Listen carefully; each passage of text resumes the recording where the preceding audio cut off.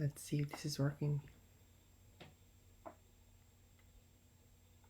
Hi, it seems like we're live here. Hello, everybody. I'm experimenting with some new technology here, so let's cross our fingers that this works.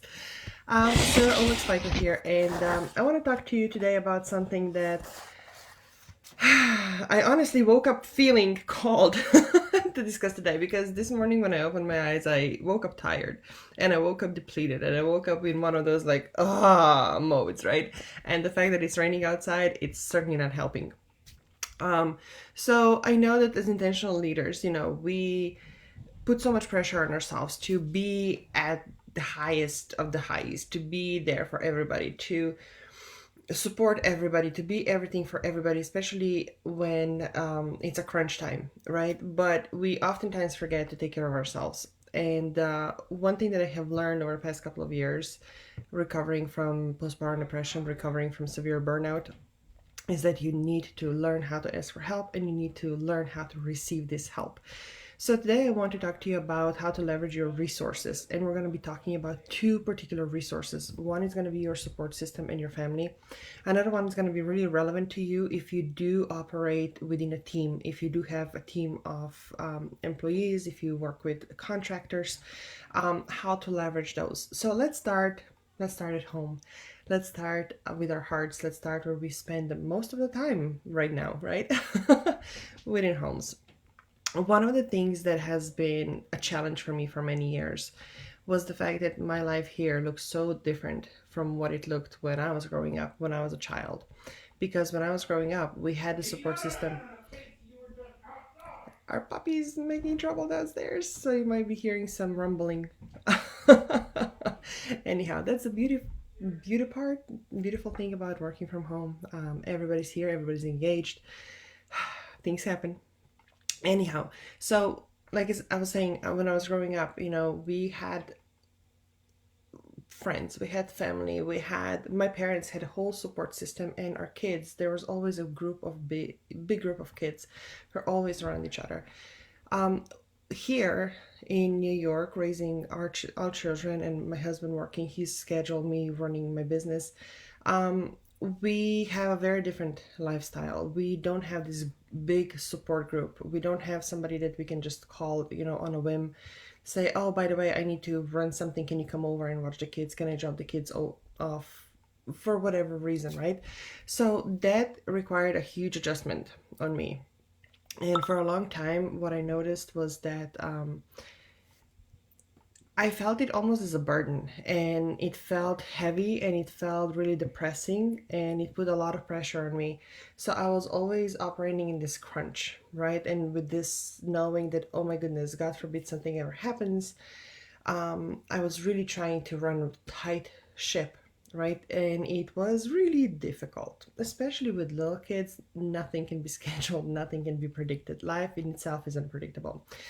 So, beautiful thing emerged from there, and I want to pass along this experience and this literally spiritual awakening that happened when I was forced to ask for help, when I was forced to let go of the control, when I was forced to think differently and see things differently and receive things differently.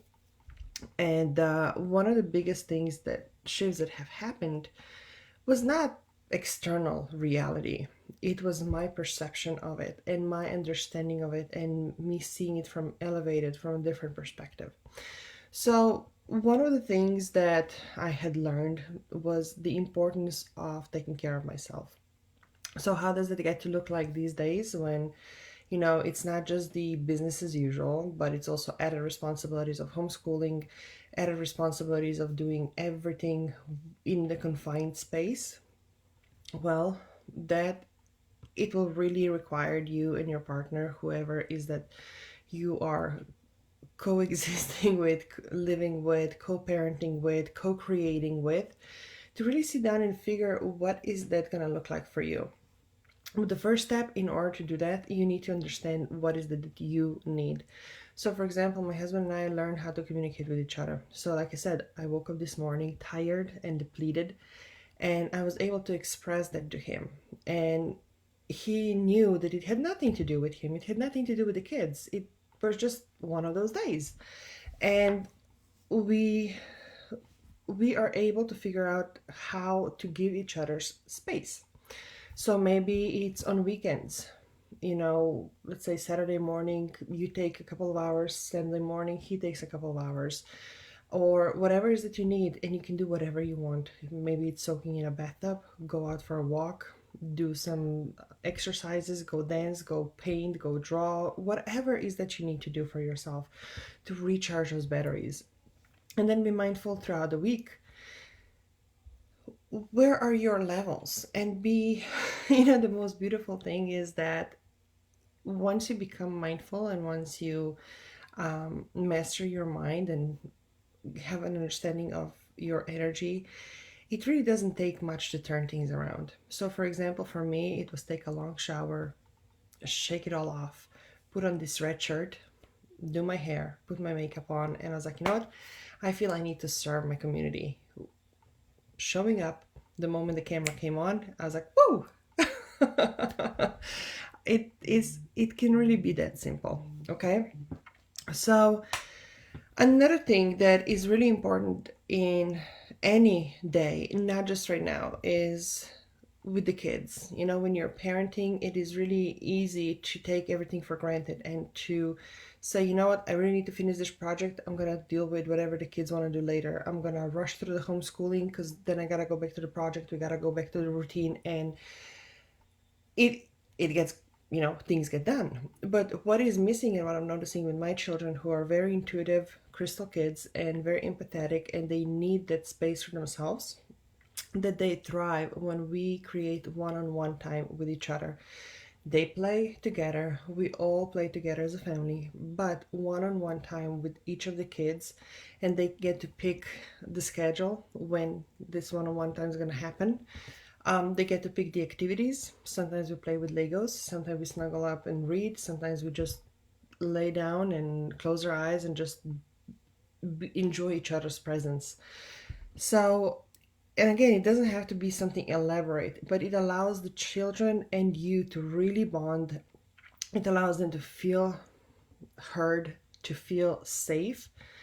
And that really, in my own experience, that minimized the temper tantrums, that minimize the emotional outbreaks, and the meltdowns because things were piling up and they just didn't have the outlet.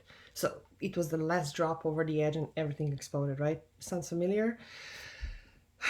So, and then the last thing I would invite you to do when it comes to leveraging your resources within the family, in addition to spending one-on-one time with your partner, with your loved one, with your significant one, and please try not to talk about work or the crisis or the kids, but really check in with each other, ask how they are, express how you're feeling, and be honest with each other. It's not always an easy thing to do, but this is what is really important in order to consistently build that bond, to strengthen the foundation.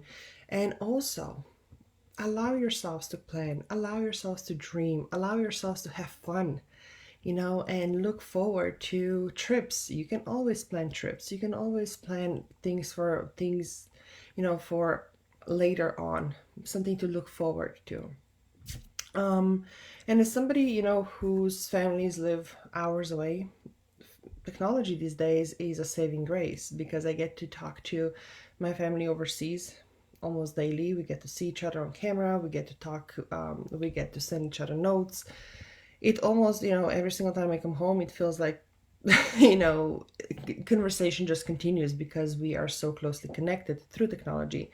Same with the in-laws, and the kids get to FaceTime, the kids get to Skype with cousins, with aunts and uncles, and it is really a beautiful time to stay connected. So, that said, those are some of the ways to really allow yourself to leverage the resources that you have at home and do best with what you have available.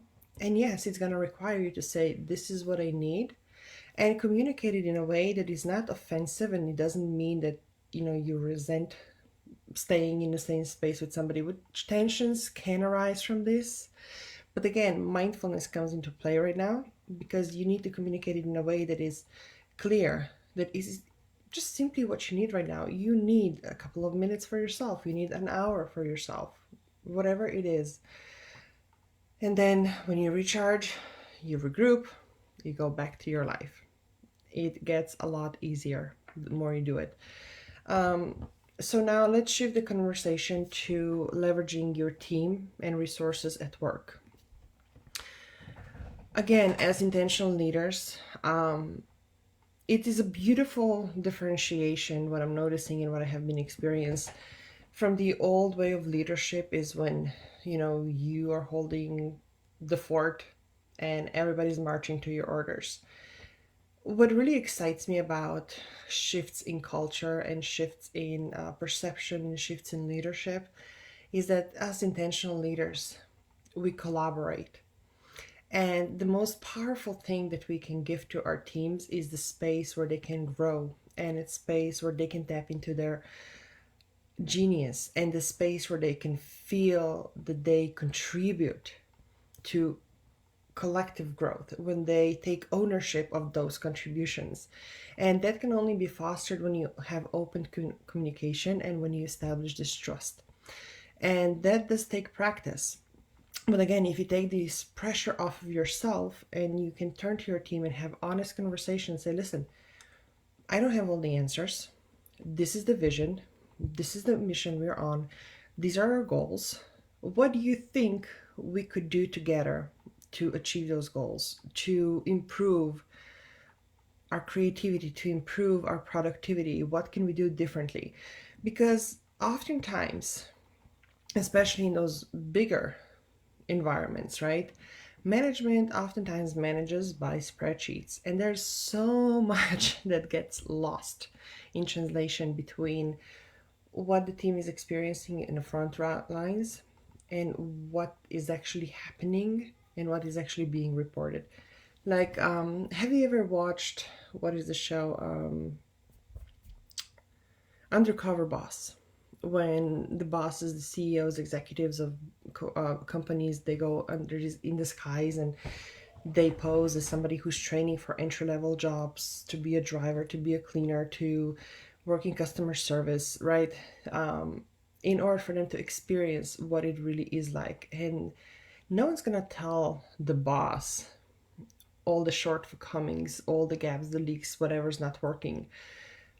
But when those participants, they did not know that they were actually talking to the boss because he was in disguise, a lot of honesty was expressed, and the insights they gained were invaluable.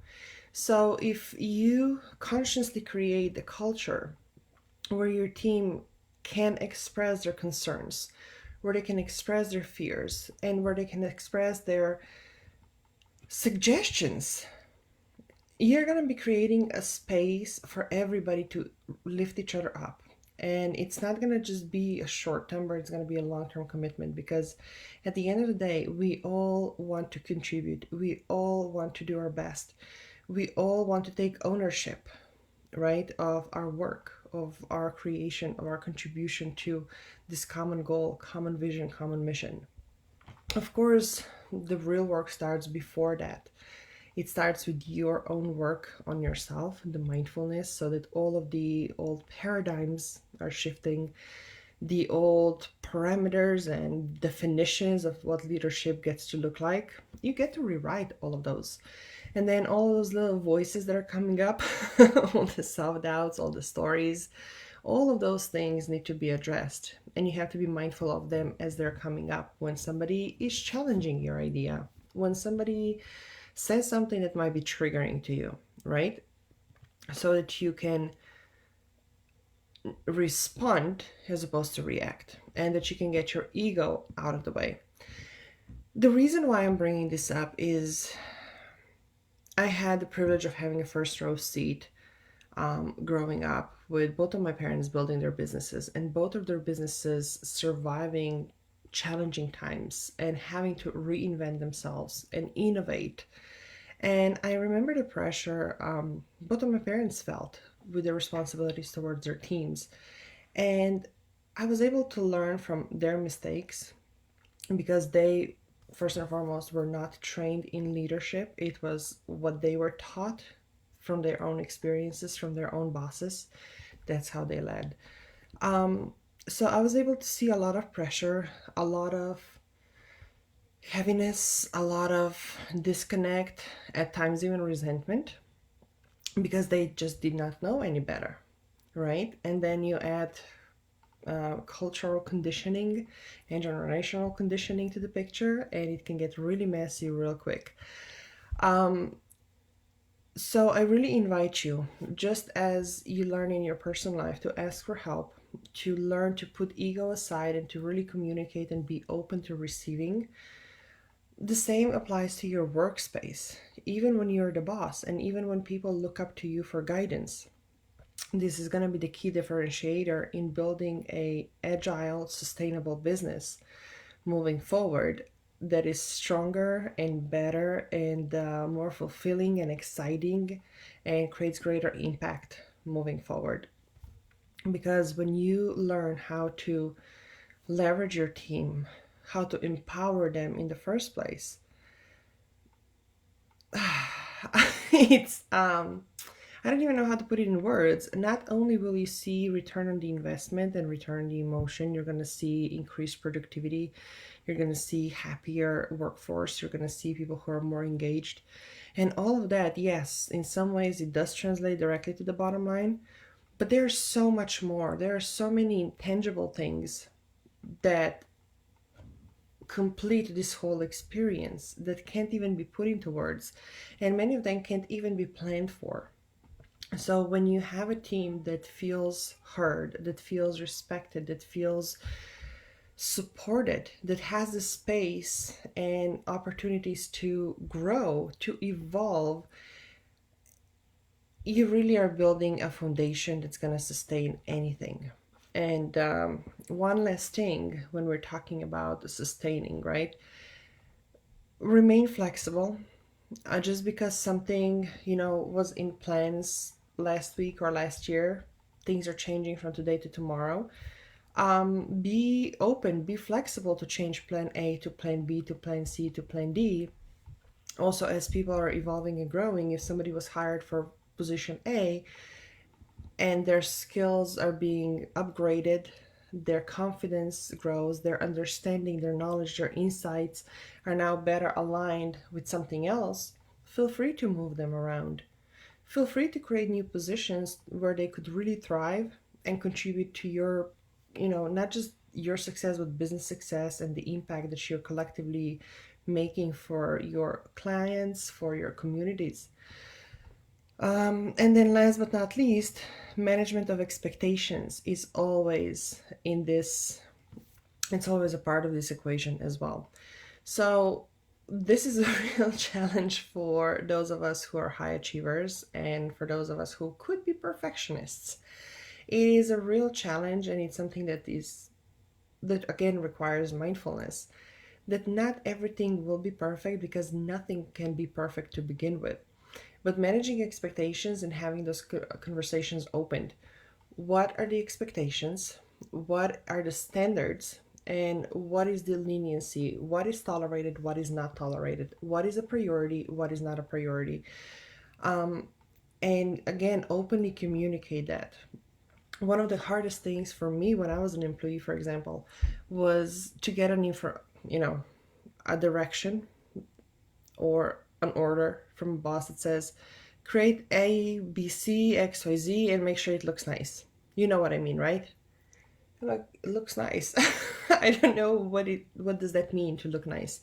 So both of the parties need to learn how to communicate, and it's not just about the aesthetics of creativity. It really goes, that applies to every single area, every single aspect of business. So the bottom line is, as intentional leaders, we know that one and the other are not mutually exclusive. That business and life and family and our personal needs, they're all intertwined. Some might be having priorities over others, and there is no perfect balance, but it's all about our choosing. It's all about prioritizing. It's all about our flexibility, and it's all about our, how do I say that? Yeah, I guess prioritizing would be a way to put it. And even that comes down to the core values. So whenever you're in doubt, ground yourself and remind yourself of what are your core values and use those as your guideline. Remind yourself and tap into the big vision and remind yourself into who is the person that you're meant to become, and act as this person and use that as the guiding force and as Northern Star, and things are going to get so much clearer, so much faster. So if you have any questions, please do let me know. Leave a comment, message me privately, and if you know of somebody who could really benefit from this message here today, share it with them. Bring them over here or send them the link. In any way, if this is something that you know you and your team need support with, we do have a couple of possible ways for us to collaborate, and let's explore how that gets to look like. Let's explore what is it you're building, what is it you're challenged with, what is it you feel stuck on, and how we can get you from there. So without further ado, I'm sending you much love and stay safe, and we'll talk soon. Take care.